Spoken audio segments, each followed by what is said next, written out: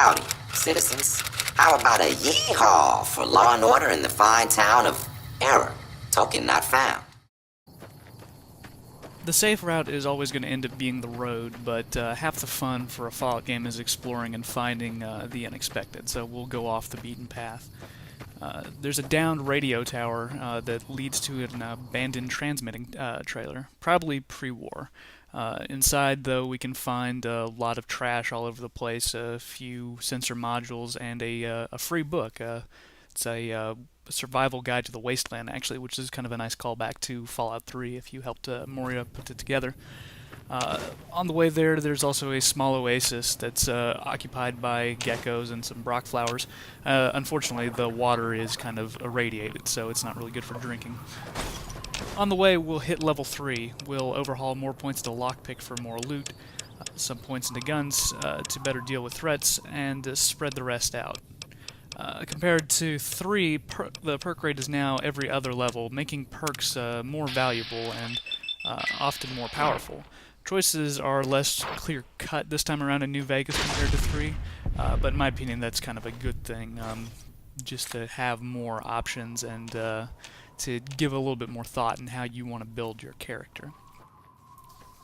On the way we can also see some creatures actually fight in the wild sometimes, but the radroach of course never really had a chance.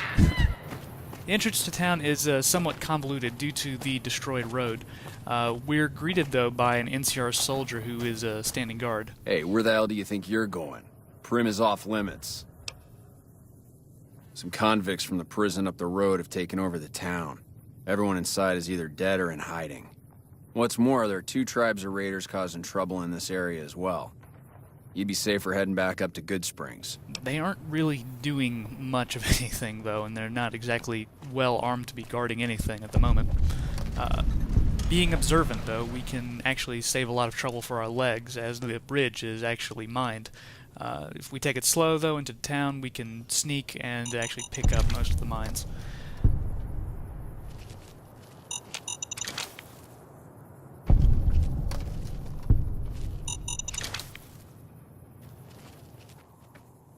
On the way, we'll check the sheriff's office, and we sort of come across a gruesome sight, as both the sheriff and his wife seem to have been, well, beheaded. Gruesome men, no doubt. The office itself also seems to have been ransacked. The only thing that's left is the sheriff's duster, hat, and some ammunition.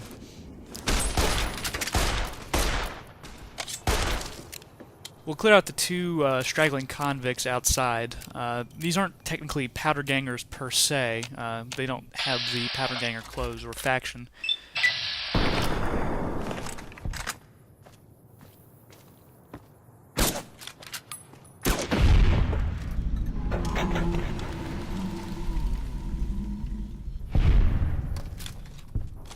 The center of town includes a hotel called the Bison Steve, a casino, and the Mojave Express office. We're going to go check out the casino first.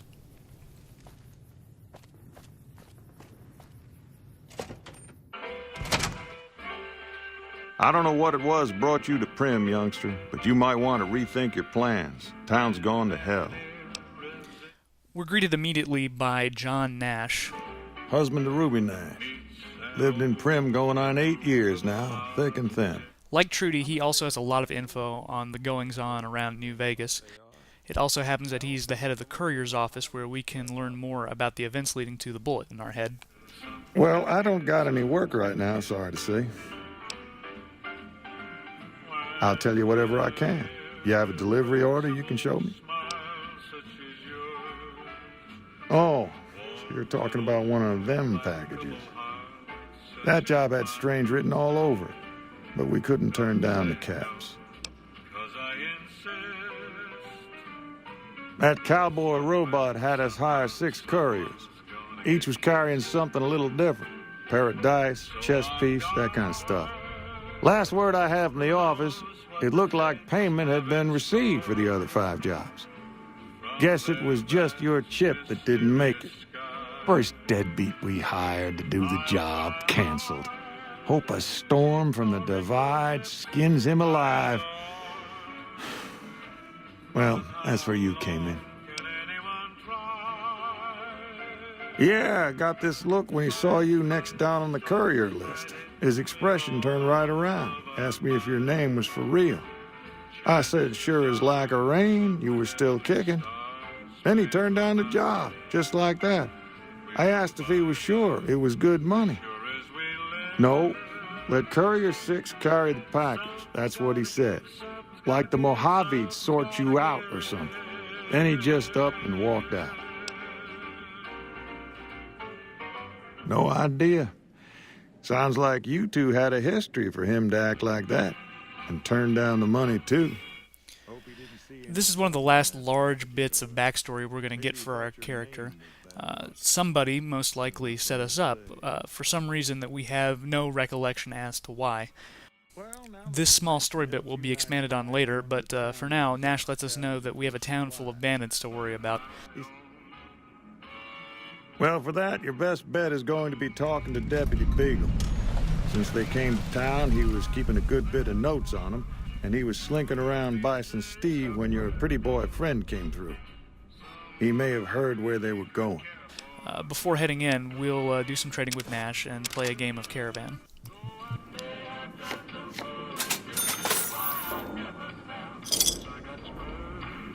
Another place of interest before going to save the deputy is the Mojave Express office. Outside, we'll find a poor soul who carried one of the decoy packages that John mentioned. It looks like he didn't meet a good end on the way back to collect payment. Inside, we'll find a curious sight, a Duraframe iBot. Players from Fallout 3 will recognize it as one of the bots that patrolled the DC wasteland, espousing President Eden's Enclave message. What one's doing all the way out here on the west coast, though, is a mystery. With a high enough science or repair skill, or if you happen to have some spare parts, you can reactivate it. Luckily, we acquired a few spare sensor modules from the transmitter, so we'll go ahead and get the bot up and running.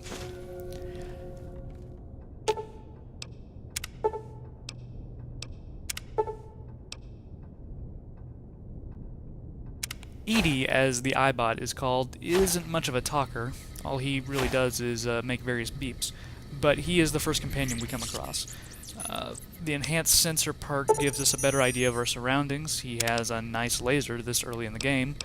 He can carry extra loot, and with the DLCs he gains crafting functionality. All in all, he's a very nice find. The Bison Steve is crawling with a good deal of convicts on 3 separate floors, making for a nice combat challenge. Sneaky characters can really take advantage of the corners as well as the darkness, but with Edie we can afford to be a little bit more gung-ho.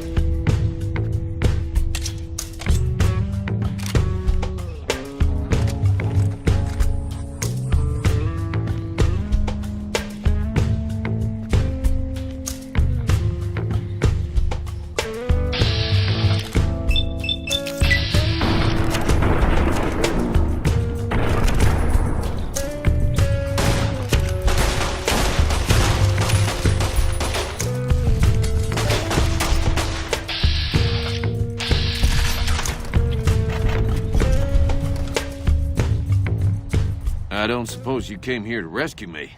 I'd cross my fingers, but my hands are numb. Deputy Beagle resides in the kitchen. He's tied up and guarded heavily. Once neutralizing the threat, we'll find that he's quite the smooth talker, as well as a coward. Without a high speech check, he'll make a break for the outside as soon as he's untied. You can convince him to help you fight or give you the information up front, but all in all, it's better just to get him outside. He's not the toughest deputy who ever served. I think I'll be making my way outside now. The air's a little close in here.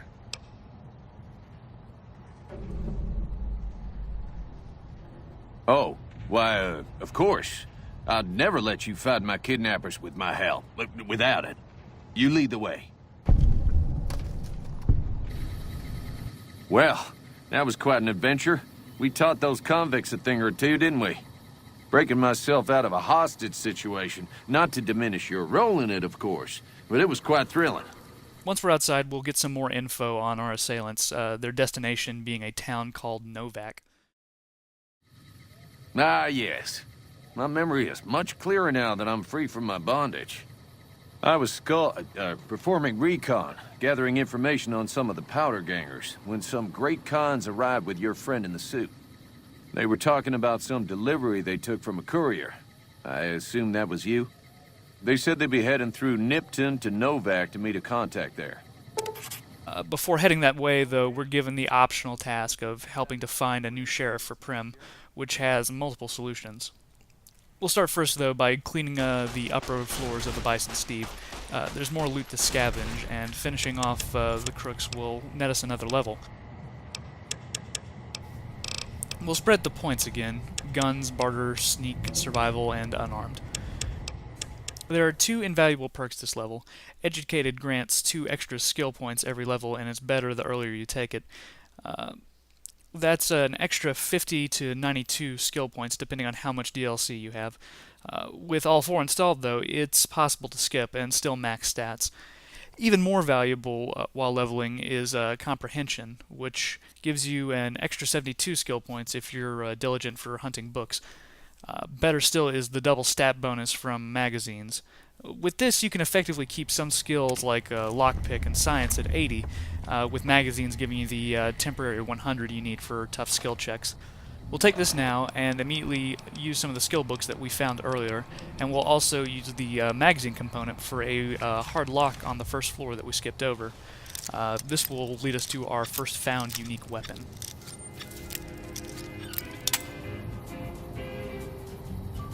Lucky is a unique .357 revolver that packs a very nice punch in the early game. It has a beautiful black and gold finish on the barrel, frame, and cylinder, and a very cool ivory handle with a Lucky Club decal. It's very Vegas. While it only fires 6 shots before a lengthy reload, it boasts a very high critical chance rate for a one-handed weapon, making it a mainstay for cowboys and quick builds. Plus it looks really damn cool. But enough about guns, let's finish up this sheriff problem.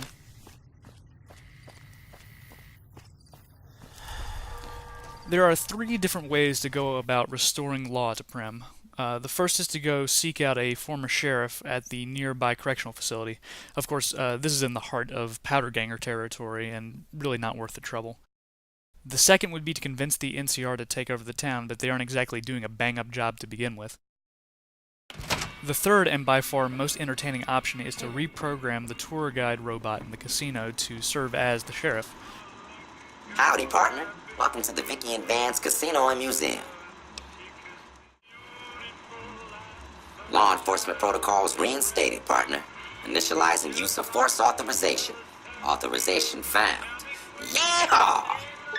We'll get a large chunk of XP for our diligence, and the town will finally stop holing up inside of the casino. While staying at Prim for the night, we'll be approached by the trader Malcolm and learn about the legend of the Blue Star Caps.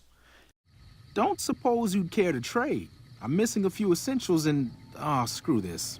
Lying just ain't in my nature. I'll tell it to you straight. I've been following you for a good bit now. It started off innocently enough.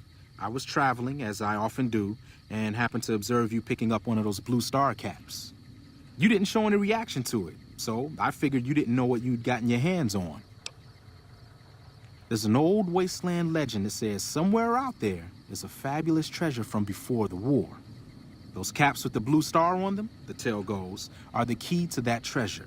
They're called Sunset Sarsaparilla Stars. No one knows. Money, weapons, water. It is, or maybe was, something of value, and that's enough to get people motivated. Sounds fascinating. All I ever got from drinking sodas were hats for Mass Effect.